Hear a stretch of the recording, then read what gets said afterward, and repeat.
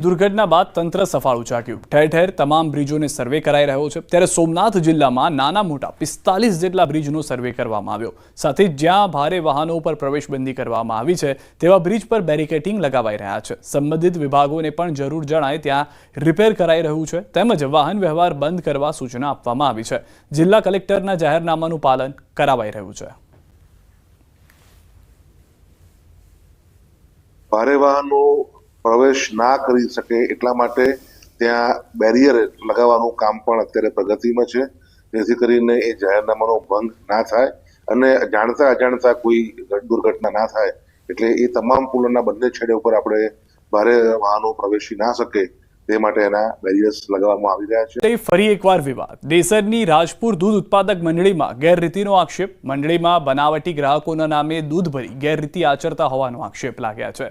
દેસર તાલુકા પંચાયત સદસ્ય રાજદીપસિંહ પરમારે બરોડા ડેરીના ડિરેક્ટર કુલદીપસિંહ રાહુલજી સામે આક્ષેપ કર્યા છે।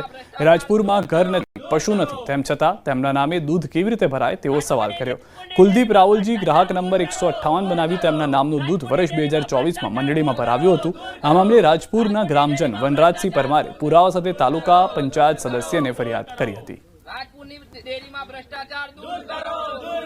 તૂટતા 20 લોકોના મોત થયા, પણ તેની સાથે સાથે એક નવી સમસ્યા પણ સામે આવી છે। આ બ્રિજ આંકલવ તાલુકાને વડોદરા ગ્રામ્યને જોડતો બ્રિજ છે, જેથી આંકલવથી પાદરા જતા અનેક લોકો માટે રસ્તો બંધ થયો છે। આંકલવથી પાદરા GIDCમાં રોજગારી માટે જતા અનેક લોકોને મુશ્કેલી પડી રહી છે। હાલ લોકો ઉમટતા અને આસોદરથી ફરીને પાદરા સ્થિત તેમની ફેક્ટરીમાં જવું ખર્ચાળ બન્યું છે। સાથે આવા જવાનો સમય પણ વધી ગયો છે, જેથી પાદરા GIDCમાં કામ કરતા આંકલવ તાલુકાના યુવાનોની હાલત દયનીય બની છે। તો આંકલવના ખેડૂતો જે પાદરા શાકભાજી વેચવા જતા તેમને પણ ફરીને જવું પડી રહ્યું છે, જેના કારણે તેમની પણ મુશ્કેલી વધી છે। ગંભીરા બ્રિજ એ આંકલાવ તાલુકાના બોરસદ તાલુકાના અસંખ્ય યુવાનો માટે જીવાદોરી સમાન હતો, કારણ કે અહીંના આંકલાવ અને બોરસદ તાલુકાના અસંખ્ય યુવાનો રોજગારી માટે આ બ્રિજ ઉપરથી એમના વાહન લઈ સામે પાદરા વિસ્તારમાં જતા। હાલથી 80 કિલોમીટરનું અંતર કાપીને જઈએ છીએ, અમે 2 કલાક જવાના 2 કલાક આવવાના, 500 રૂપિયા હાજરી। શું અમે ત્યાં આગળ 300 રૂપિયા ટિફિન ખાવા ત્યાં આગળ જઈએ? મારી ગણતરીમાં 4 થી 5000 યુવાનો અહીં રહીને આ ગંભીરા બ્રિજ ઉપર નોકરી જતા હતા। બ્રિજ તૂટતા રસ્તો બંધ થયો છે, એમની રોજગારી છીનવાઈ છે। જનક જાગીરદાર, ન્યૂઝ 18 ગુજરાતી, ગંભીરા। હવે જ્યાંથી બ્રિજ તૂટ્યો છે ત્યારથી મોટાભાગે ખેડૂતોને નુકસાન છે। અહીંયાથી ટ્રાન્સપોર્ટ માટે હવે ઉમેટા બ્રિજ ફરીને જવું પડે છે, જેમાંથી ખેડૂતોને વધારે પડતા ભાડા ચૂકવવા પડે છે।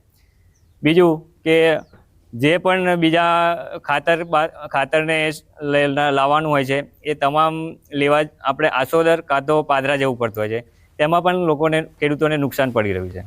હાઈવે પર ઠેર ઠેર ટ્રાફિક જામની સમસ્યા સર્જાઈ રહી છે। ત્યારે રાજકોટ જિલ્લા કલેક્ટર, NHAIના અધિકારીઓ તેમજ જિલ્લા વહીવટીતંત્રના અધિકારીઓએ સાઇટની મુલાકાત કરી હાઈવેની નિર્માણ કામગીરીની ગુણવત્તાની પણ ચકાસણી કરવામાં આવી। જિલ્લા કલેક્ટરે જણાવ્યું કે હાલ 67 કિલોમીટરનો હાઈવે 4 લેનમાંથી 6 લેનમાં કન્વર્ટ કરવાની કામગીરી ચાલી રહી છે। ત્યારે 14 જેવા સ્થળો આઈડેન્ટિફાઈ કરવામાં આવ્યા છે, જે ટ્રાફિક જામની સમસ્યા વારંવાર સર્જાય છે, જેથી ત્યાં તમામ સ્થળોએ ક્રેન રાખવામાં આવી છે। સાથે જ NHAI દ્વારા ટ્રાફિક માર્શલની પણ નિમણૂક કરવામાં આવી છે। ટૂંક સમયમાં 3 જેટલા બ્રિજ તાત્કાલિક અસરથી શરૂ કરવા બાબતે સૂચના આપવામાં આવી છે। 14 જેવા પોટેન્શિયલ સ્પોટ છે જ્યાં વારંવાર આપણું જામ થાય છે, ત્યાં ટ્રેન્સ મૂકવામાં આવી છે અને નેશનલ હાઈવે દ્વારા ટ્રાફિક માર્શલ્સની નિયુક્તિ કરવામાં આવી છે। સ્ટેટ પોલીસને પણ સાથે રાખીને, પોલીસના જવાનો પણ સાથે રાખીને અમુક જ્યાં ક્રોસ મુવમેન્ટ થાય છે, અપોઝિટ ડાયરેક્શનથી મુવમેન્ટ થાય છે, આ તમામને રોકવાના પ્રયત્ન કરવામાં આવી રહ્યા છે। અને જ્યાં જ્યાં કામ પૂરું થઈ ગયું છે આ બ્રિજને પણ ખોલવાનો પ્રયત્ન શરૂ કરવામાં આવ્યો છે।